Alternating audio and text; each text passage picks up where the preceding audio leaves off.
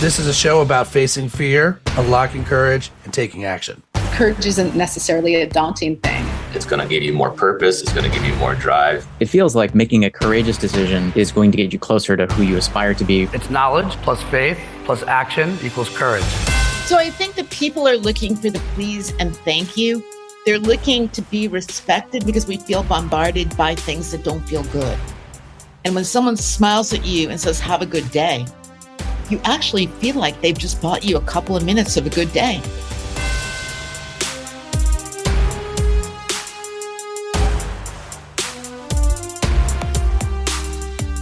Wi-Fi free towns, endangered languages, slow-cooked travel, the rise of the 3-year degree, bite-sized delight.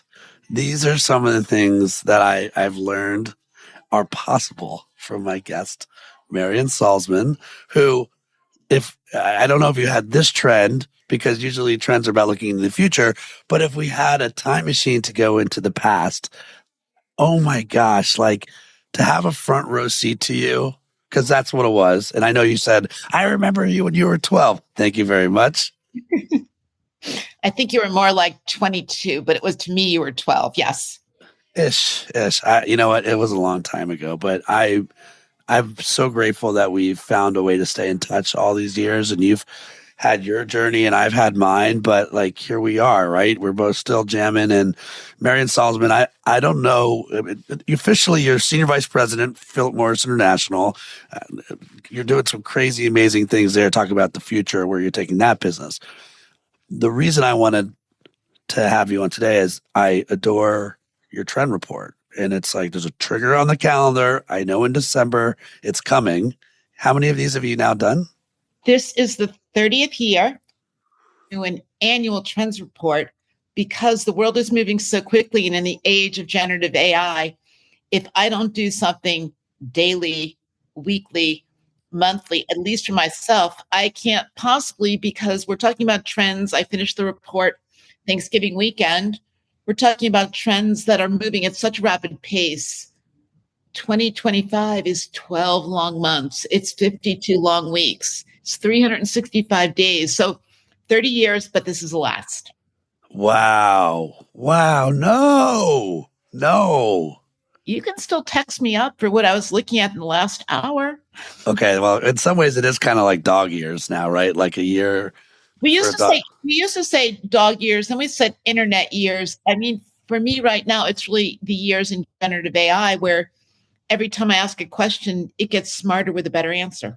All right, I guess I should ask this question just to clarify. This is Marian Salzman, not AI version of Marian Salzman that I'm talking to? This is Marian Salzman. This is the aging Marian Salzman. This is not an AI version.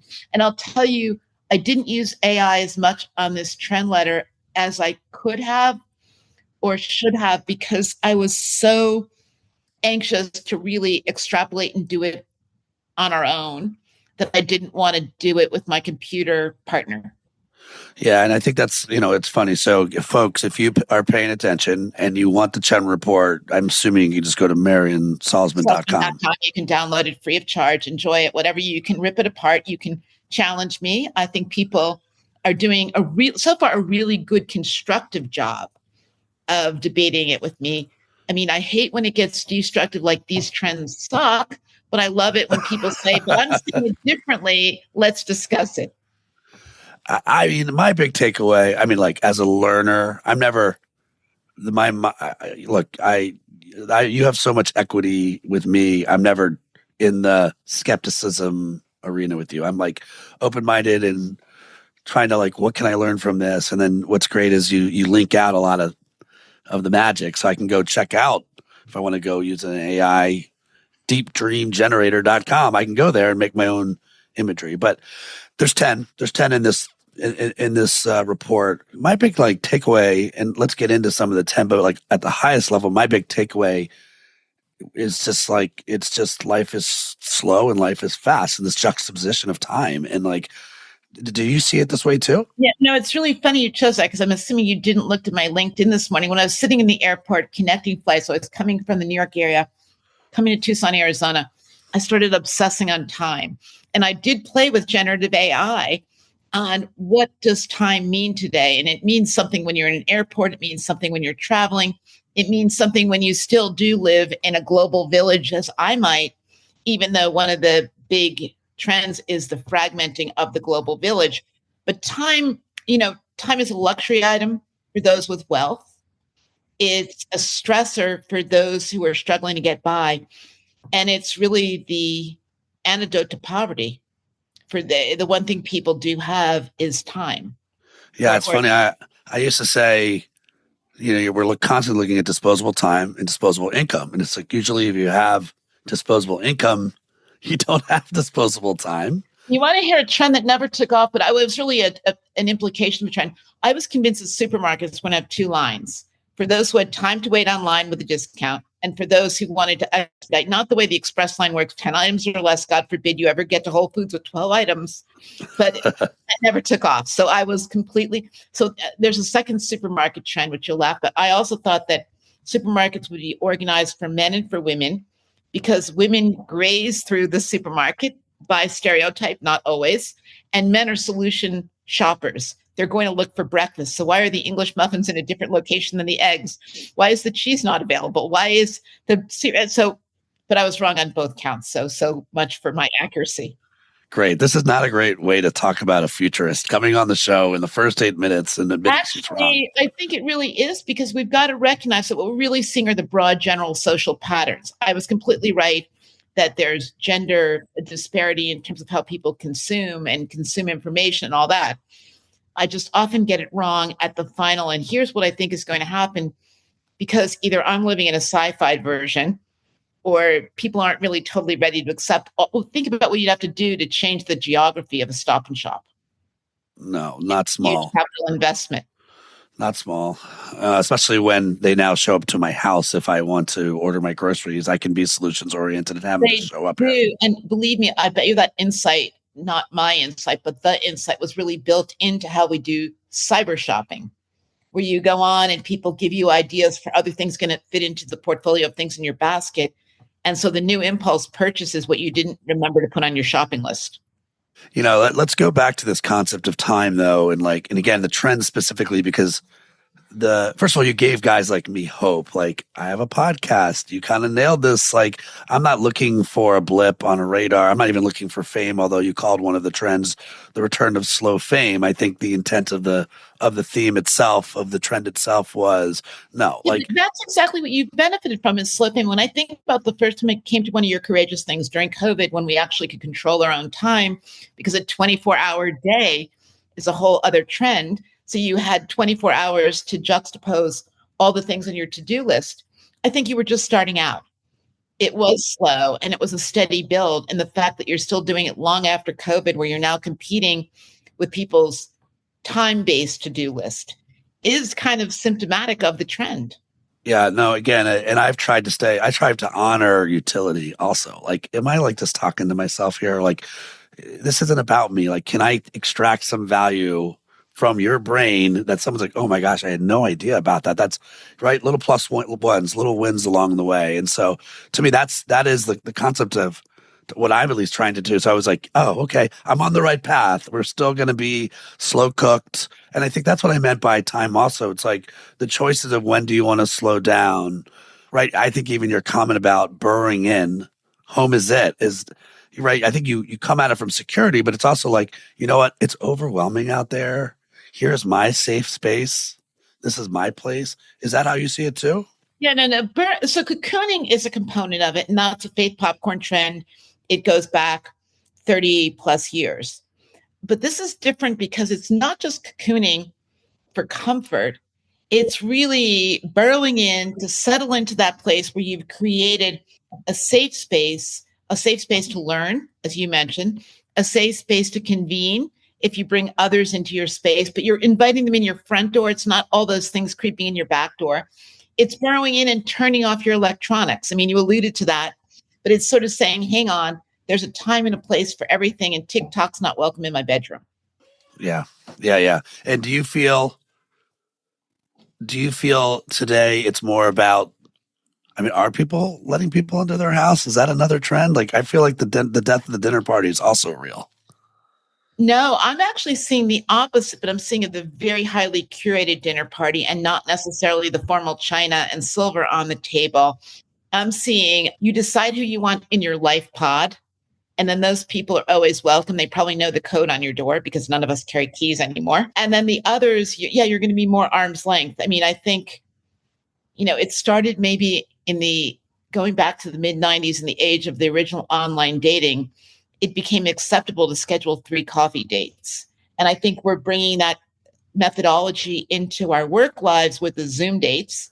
I mean, you probably get the same thing. I was going to say you'd have no idea, but you would have exactly the right idea. How many people request 15 minutes of my time, but they do it on these computer generated programs? I don't know you. You don't need me. You've just made it so cold and opportunistic. So the burrowing in is the opposite. If you're in, like, look, you reached out to me. I said yes. The only thing I had to do was make it work when both of us. So it was just meshing our time. It was never, am I going to give Ryan time? Who's on your real friends list, not that universe of friends we all collect in cyber channels? So there's 10 of these. People can read, right? So let's not do the every single one, but let's maybe I'll kind of like tease out some of the things I thought was super interesting. And I was like just the dopamine drips happened off of these. So like, by the way, the one that just like immediate visceral dopamine drip, death of hustle culture, was like, yes, thank you. Like it was, and not that I don't honor hard work, like, where we came from, but like this sort of, wait a minute, am I on autopilot here? Why am I doing this? And I think you know me well enough to know now, like, I'm like, if you don't know what you stand for, you never know when to take a stand. That we're talking about values here. So I love this line that you had. You said, am I living a life aligned with my values? Am I happy? I mean, it's kind of that simple, no? Well, it is, but for a long time we forgot that. Are they as sensorial enriching as possible? And suddenly now it's about maybe savoring a phenomenal cup of green tea. It's about having an extended conversation with somebody you haven't seen or spoken to in 4 months. I mean, and I think also all these people that were side hustling just to create more noise in their life, suddenly they're savoring the time they can burrow in. They can read a great book. Look at the sale of jigsaw puzzles. I mean, that's a symptom, but it's really meaningful. Board games and jigsaw puzzles, the most untech of amusements, are really kicking back in. I mean, people are reading books, and they're not just reading books on Kindle. I mean, they're reading books. They're reading touch it. Yeah. And they're kind of looking forward to the long reads. I mean, that's the other thing. I thought the internet in the beginning, when it said me, I could get through this in 2 minutes and this is in 8 minutes. Well, suddenly I find myself craving the 8-minute read. I don't want the top line. I want the Atlantic to go deep for me. And so I think we're putting value on things that are more thoughtful, and thoughtfulness takes time. You're reminding me of, South by. I sat in on a Bill Simmons session. This is probably when we met. No, it's like 10 years ago, right? Not 100 years ago. And Simmons was talking about the process of news. And I forget what he launched a subset off of ESPN that they started covering, separately branded. And the thought was, no shit. Like a slow cook story, the multiplier on a slow cook story is real. He didn't give what the number was. So they basically broke all the rules, started a whole new process so they could get the slow cooked. And it's funny that we're sort of back to that. When you say things like we're kind of going back, we're going backwards a little bit, or we're craving nostalgic. No, I think we're going backwards, recognizing all the technologies available to us. On one level, I would argue that my greatest intellectual thought partner is ChatGPT 4.0, because it's kind of upgrade on Wikipedia, which was a cheat way to do everything I used to do in a library with Encyclopedia Britannica. But on the other hand, when we find something that strikes our passion, we're going to go deeper. Whether it's learn a new language, because we're worried that all languages become sameness. And so people are going back now to suddenly learn ancestral languages. We're going back to sort of understand architecture. So new is great, but old with a history and a legacy is even more interesting. Yeah, it's almost like there's these metaphorical speed bumps to slow us down a little bit. Like you had this great comment about tea time, and how we're going to see tea differently. And I don't know if I took away move over coffee so much, but that there's something about tea that's showing up, and it's going to show up differently. It's not move over coffee. It's that we kind of exhausted the fad side of coffee by understanding all the coffee beans and where they're grown and the stories they come with and the artisanal coffee that's available. And I think that tea is something people savor differently. It's almost like tea comes with conversation and coffee comes with efficacy. Mm. And we are already feeling we are as effective as we can be. We're high performance instruments, if you would. But tea is that respite. It's the same as kind of burrowing in. I'm going to take, and it's also tea in a China cup. It's not necessarily tea to go. Right. It's not a double sleeved. Right. Although I'll tell you what, it's funny. I haven't done we're snobby. We do like our own beans here. But yesterday I was at a place where I had to buy coffee, and I forgot how much I liked warmth on my hand because I've been using my own fancy mugs. So it was like, it wasn't going backwards, but it definitely was like, oh yeah, I like this feeling. I like this little moment. Because when everything feels so chaotic and out of control, things that to our touch or to scent or to our hearing really gives us a feeling of comfort. You knew how the story ended when you look backwards. When you look forward, you don't know how the story is going to end. So there's much more angst and energy and all that in it.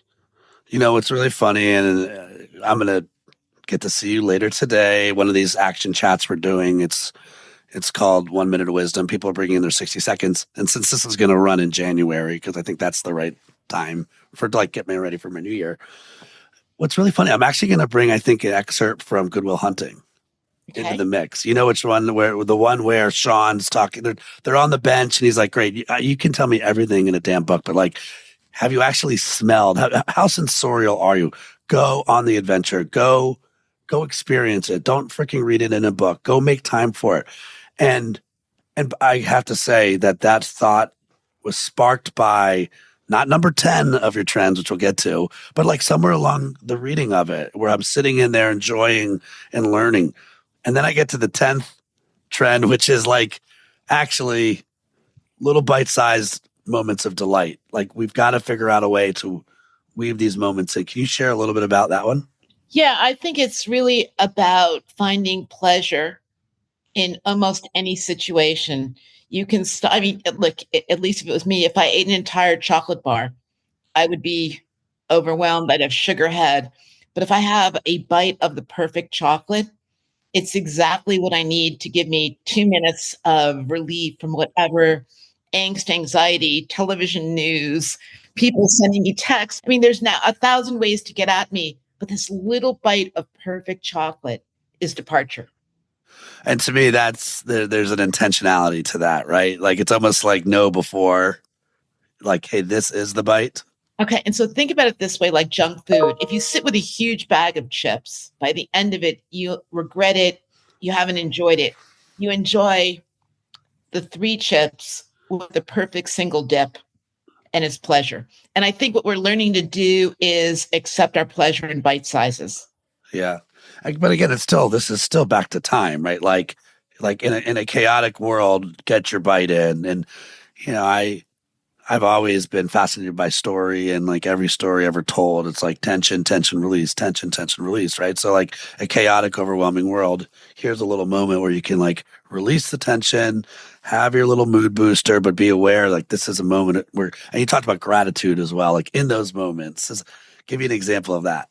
So I think that people are looking for the please and thank you.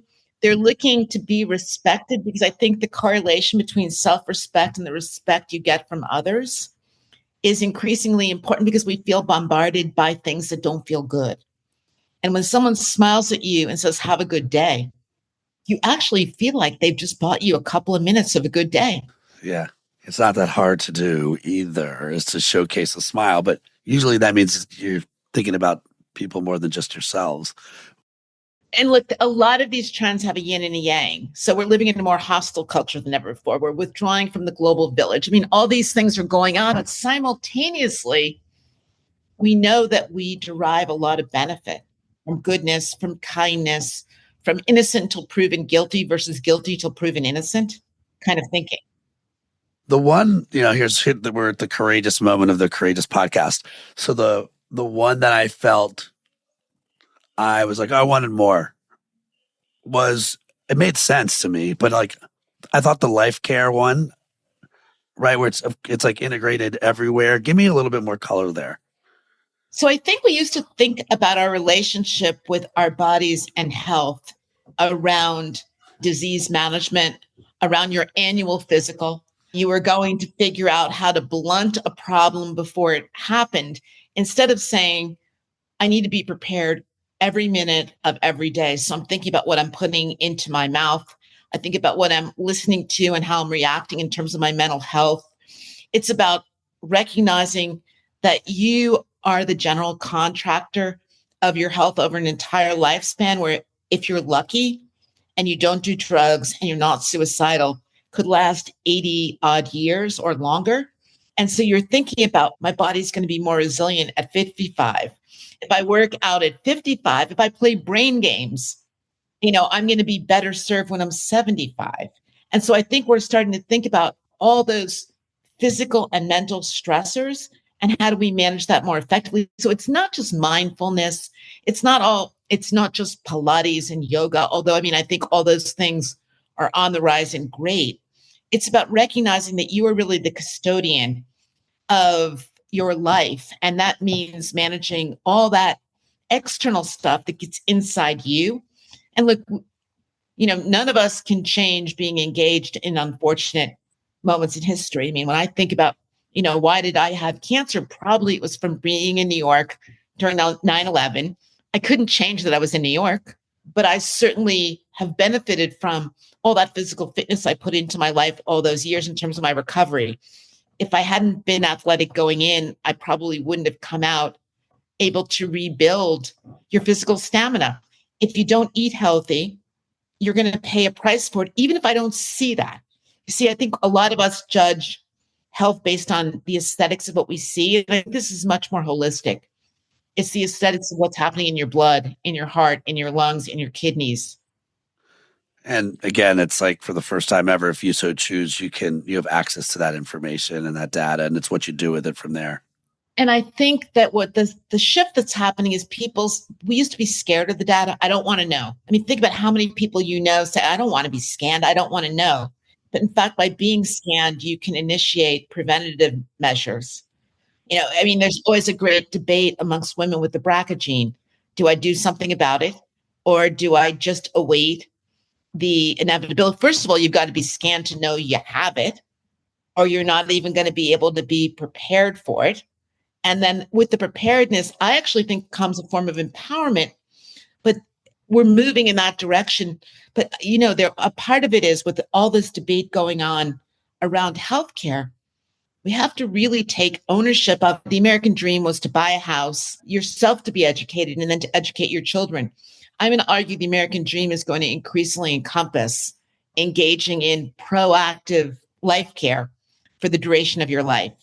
And sometime around your 18th birthday, my guess is you're going to wake up and realize you are the custodian of your body and of your health care. So you've made a living, I call it body jumping, right? Like jumping outside of yourself and sort of like jumping into other bodies. And sometimes it's huge populations and trying to figure out the future. And then, breaking news here on the Courageous podcast that this is the last trend report, right? That we're doing, although I know you're going to keep those muscles strong. But now that you're going to have a little free time, let's say you're going to write a trend report on Marian Salzman.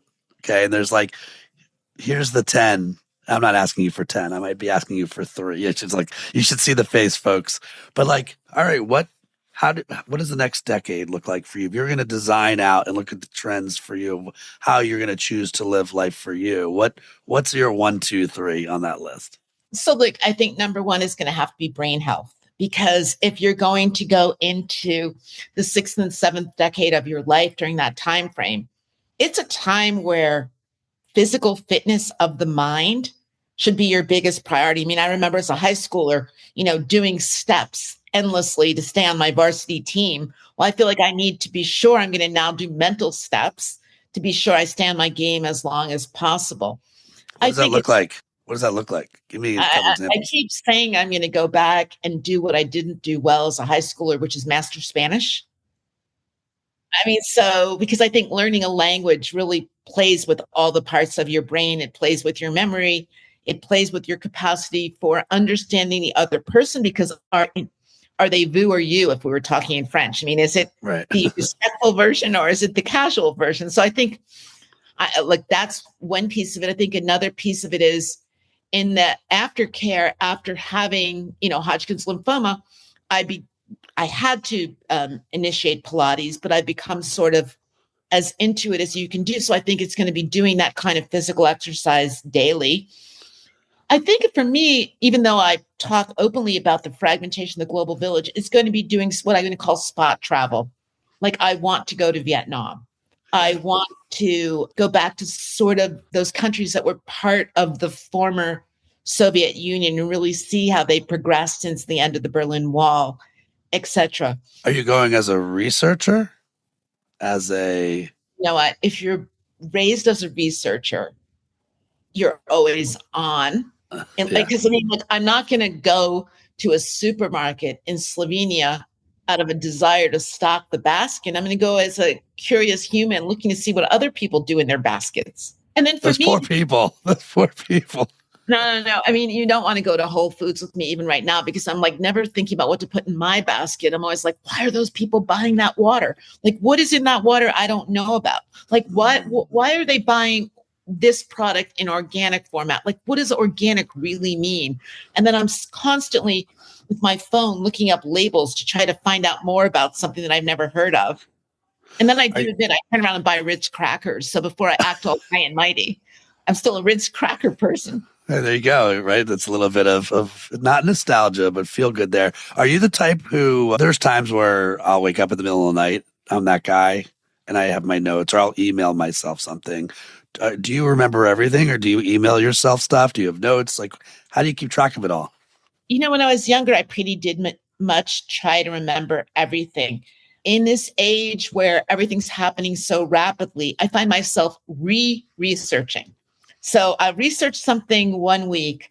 I'll remember a huge component of what I learned, but I won't remember it all. And I'll go back and I'll research it, but I'll do it with different probes. And in today's world, you can probe so many different ways through so many different tools that I'll find another sort of intellectual journey to go on with the same question. So I don't think if you're intellectually curious and you're culturally curious, I don't think you can ever turn that off. You slow it down. I mean, I am not the same avid student of statistics I was 25 years ago, but the other problem is we're bombarded with so much data. If I would never sleep. Yeah. But I have a very vivid image of the account planner and the trend, like the desk of papers. Oh my gosh. I'm kind of glad we've graduated. We've graduated beyond that, right? And actually today, I really don't keep a lot of paper anywhere. And all the books I have in my house, you can see, are mostly showpieces or something I didn't want to get rid of. So I kept it down in case I want to use it again. And most of it lives in my phone. And I don't even have the most modern of all iPhones, but I have the library travels with me. I used to have to travel to the library. Yeah. I like the word research, by the way. I think it's almost like a checks and balances at this point, right? It's like a modern day checks and balances, just to like, hey, let's continue to audit this. Is this still true as the world continues to move forward? So on a commercial level, I do everything in 3 stages. I do pre-search, which is every possible thing I want to know when I know nothing. Then I research to try to develop a transactional level of expertise. But let's face it, we live in a world of superficiality. And then I research because something sparked my curiosity and I want to take it further. I'd say most of my best ideas come out of that constant research. And that's part of why I'm giving up on annual trends, because if I went back and I redid, I mean, look at the conversation we're having about time. You can look at the LinkedIn post that I worked on today around time. It's all great, but every day I'm hopefully getting better, because if you're not getting better, you're either the status quo, or worse, you're regressing. Let's say we went back to when you made a decision to, I mean, you're always going to be curious, but would you have taken the same path, or would you have not gone this path? It's a great question. I think I probably live with 3 regrets. I started a PhD program in sociology. I didn't finish it. I wish I'd had the discipline to finish it, not because it ever would have been utilized by me, but for me, it's kind of an unfinished chapter in a life. And I wish I would have actually lived on the US West Coast. I mean, I've had the luxury of living in many great places in the world, but I never really totally experienced what I'm going to call California living. And so when it was time to go to graduate school, I had the option of going to Stanford. I regret not being in Palo Alto in the beginning of Silicon Valley. Even though I am the furthest thing from a technologist, I'm just a junkie using what technology can do for me. And the third thing is, I wish I'd learned more foreign languages. I've had the luxury of living in the Netherlands. I've had the luxury of living in Switzerland. I stayed there plenty long enough to master the language. And instead, I was what kind of like the IKEA resident. I'd find those places where I could understand signage and labeling. And then my last round of living in Switzerland, there was Google Translate. I didn't really need any of that. I needed my phone and the ability to scan. So I certainly have those regrets. I don't regret any career decision I particularly made, because I never judged career as an endpoint. It was always for me a stop on the journey, and I always valued the journey more than the destination. So if I learned something new, I was happy. You know, I can't, this is a me thing, not a you thing. I can't think about like, well, here's courage, right? The concept of courage again.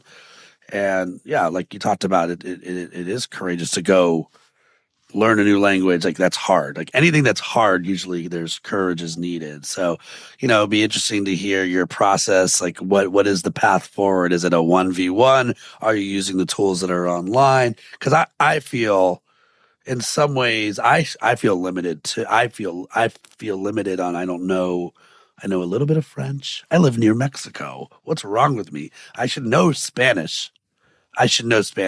So it's not like a priority 1 for me. It might be a priority 4 for me, but it's definitely on my list of, I want to learn another language. I feel handcuffed from that. So if you're going to unshackle that for you, what's your path? What's your path forward?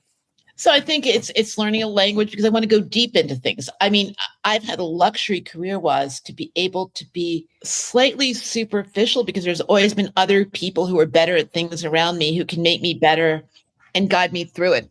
I think that I don't know how much longer I want to work. I think that I'm super interested in the whole place that corporate philanthropy plays in our world. And so being in a position to steward more of that is very interesting to me, but understanding how money can actually make a difference, because you can throw money at a problem and you make the problem worse. And my question is, how do you corporately, family offices, even individuals, how do they put money that actually makes a difference? And so I'm very curious about that. I mean, armchair amateur at it today, but I mean, that's something that really interests me. And then I think I'm really interested in the new villages that are being created. Like, how do you join a community, but how do you also keep that community arm's length? Because until you find this sweet spot where you really feel comfortable, you kind of feel like a voyeur today, because communities seem so intimate and disjointed. Did you always feel this way, or like have you always, this is almost like a primal version of you, or like, you know, the first trend is intentional global fragmentation, and so you want to honor what's like gravity is already doing this, right? So is it more like, how do I be part of it but do it where it's true, where I'm not disrupting it? You know what? I am the ultimate beneficiary of the rise of globalization. I was an exchange student, I think when I was 13 or 14. I spent an extraordinary amount of time living and working overseas. I mean, probably, if I was realistic, almost a third of my career was spent living and working overseas, and the balance really benefiting from global everything. I wish that other people would have what I had. I wish they were open to it, but I can't inflict my wishes on society. And I also think that, I remember the first time I was in China, it was to work on the launch of China Online in 1995. Then someone who looked like me and sounded like me was exotic and rare. Today, go to Shanghai, you don't need a translator. I mean, the last time I was there to do consumer research, which is probably about 7 or 8 years ago, I had a translator with me, and about 2/3 of my interview said, "Can you stop with the translator? It's slowing down the conversation." So, it is what it is. I think that I wish that people would open up. I wish that everybody could trade places with someone in another country to really understand the similarities.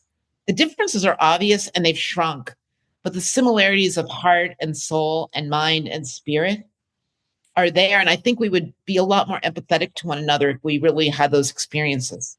I've heard astronauts who have had the opportunity to go up in space and look back in the very similar train of thought to you. Like, we're more like than not. And it's not, I'm not trying to be lazy with that line. We're truly more alike than not. And we let a lot get in the way. This might be for the researcher in you or the researcher in you. We've heard the word curious a bunch, and obviously I do think there's an interesting relationship between curiosity and courage. In fact, rest in peace, Tony Hsieh. One of my first podcasts was with Tony. The deal that, of course, he was setting the conditions, which was very Tony, was I had to come to the Airstream and spend the night, and then he would do the record. So I show up, and it's like a little Burning Man in the middle of Vegas. Alpacas are zipping around, but we get into the interview, and I had just launched Return on Courage, and he said, "Are you sure?" He's like, "Well," he goes, "Your sequel should be Return on Curiosity." Actually, I don't think you can be curious without being courageous, because sometimes you're going to find out things you don't want to find out. And so to me, the linkage is indisputable. And if you are truly curious, you are deeply courageous, because look, I've learned so many things over the course of a 35-year career that I wish I didn't know. And then you carry the baggage of knowledge. And then you have to keep researching to figure out, is there a way to make it better? Which is another level of courage, right? Because it's like, oh, shoot, I know too much. Now what do I do with this information? I mean, look, I'll give you one that will resonate, I think, with people that are listening. And that is, if you go back to the rise of metrosexual man, and then I went off and did that book on future of men, and instead of doing a really pop culture book, which would have made me wealth, no, I had to do a sociological book to understand the future of the firm, the way systems are organized. I could have told you in 2003, 2004, as I was finishing the book, that toxic masculinity would be a blowback on all of the things that had happened, because we had already begun to disenfranchise boys from the system. And if you think now, I guess we've had our first female school shooter this week, but if you think about that and the anger, the rise of incels, but just like we needed to normalize things for women, we didn't need to do it at the expense of men. We needed to make the world a more egalitarian place. So I could have seen that, and I knew it, and I carried it around with me. And now I can sit back like an old person and say, well, I could have told you this, but it's much more important that I should have done something about it. So you carry that baggage as well. What could you, realistically, it's an overwhelming burden, no? One small part could have been to advocate for more equality and for better dialogue. And certainly as marketeers, we are sparking dialogue. And we need to be empathetic to the people who are then going to go off and converse because we triggered a conversation. This could be a rose-colored glasses moment, but when you have optimism as a number one value and you're nearing the end of a show, I want to make sure, okay, step back for a second. Let's say the listener is like, how do I go forward? where should I be courageous? Right. And I loved, and you're an optimist too. I mean, you're a researcher, but like I read the trend report, I read the last page. I felt like that was a very thoughtful, deliberate note that you gain energy from. So talk to me. Pragmatic realism, which is what I say I am, is very optimistic because pragmatically, if you don't die today, you're going to be alive tomorrow. If you don't do something positive and pull your foot forward, you're going to be stuck in place. So I think that I'm extremely optimistic. And I also think I'm extremely aware that we need to accept what's going on the planet and then for ourselves and for one another, make it the best possible place. That takes some semblance of ownership. Yes. I think that part of realism is if you don't own it, who will? And if you're not courageous enough to own it, somebody else is going to. You might not like their style of ownership, so you need to be participatory to express your point of view. All right, so take us into the future. All right, what's give me, and I'm not looking for a trend report here. I'm like just looking for the appropriate way to wrap our episode. We've got, and again, I'll give you a little colors as a researcher. Like I sense that we have three types of people that listen. I think you've got the community that has sort of been along for the ride. They are a curious group. I would say curious first, even before courageous. We are a curious group. We're learners. I think in that you can break them into two. You've got people that are on the rise in their careers and they're like trying to work to what's next. And I think you have leaders that I think the higher up they get, the more lonely they feel. And then I think you also have, of course, another group subset is people that know you, right? They're coming with the guests. Maybe they know us from a last life in New York City, right? What's the appropriate way to wrap this show for them? And I try to look at it through the lens of both fear and courage, because you can't get to courage without honoring and addressing the fear in the first place. Fear is an extraordinarily positive accelerant. Because if you're afraid of something, it means you're being cautiously optimistic about stepping forward.